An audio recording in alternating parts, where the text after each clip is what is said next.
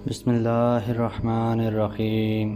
شروع کرتا ہوں اللہ تعالیٰ کے نام کے ساتھ جو بڑا مہربان نہایت رحم کرنے والا ہے۔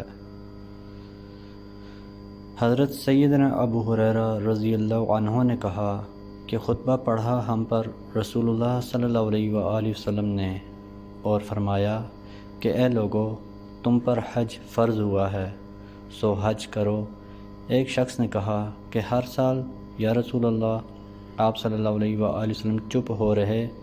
اس نے 3 بار یہی عرض کیا، پھر آپ صلی اللہ علیہ وآلہ وسلم نے فرمایا اگر میں ہاں کہہ دیتا تو ہر سال واجب ہوتا اور پھر تم سے نہ ہو سکتا، سو تم مجھے اتنی ہی بات پر چھوڑ دو کہ جس پر میں تمہیں چھوڑ دوں، اس لیے کہ اگلے لوگ اسی سبب سے ہلاک ہوئے ہیں کہ انہوں نے اپنے انبیاء علیہ السلام سے بہت سوال کیے اور ان سے بہت اختلاف کرتے رہے۔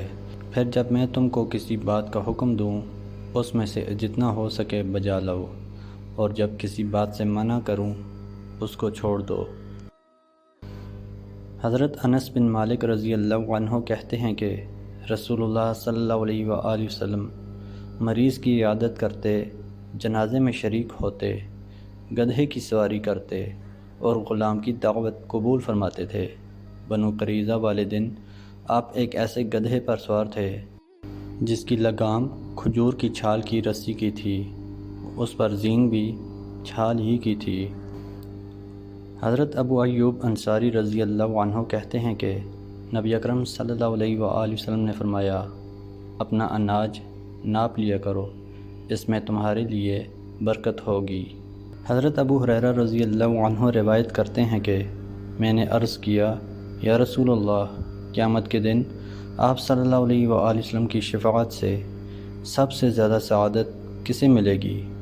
تو رسول اللہ صلی اللہ علیہ وآلہ وسلم نے فرمایا اے ابو ہریرہ رضی اللہ عنہ، مجھے یقین تھا کہ تم سے پہلے کوئی اس کے بارے میں مجھ سے دریافت نہیں کرے گا، کیونکہ میں نے حدیث کے متعلق تمہاری حرص دیکھ لی تھی۔ سنو، قیامت میں سب سے زیادہ فیض یاب میری شفاعت سے وہ شخص ہوگا جو سچے دل سے یا سچے جی سے لا الہ الا اللہ کہے گا۔ محترم دوستو، اللہ تعالیٰ سے دعا ہے اللہ تعالیٰ ہمیں ان حدیث پر عمل کرنے کی توفیق عطا فرمائیں، اللہ تعالیٰ ہمیں دونوں جہانوں میں کامیابیاں عطا فرمائیں، آمین یا رب العالمین۔ ویڈیو کو ثواب کی نیت سے زیادہ شیئر کریں۔ جزاکم اللہ خیرا کثیرا، والسلام علیکم ورحمۃ اللہ وبرکاتہ۔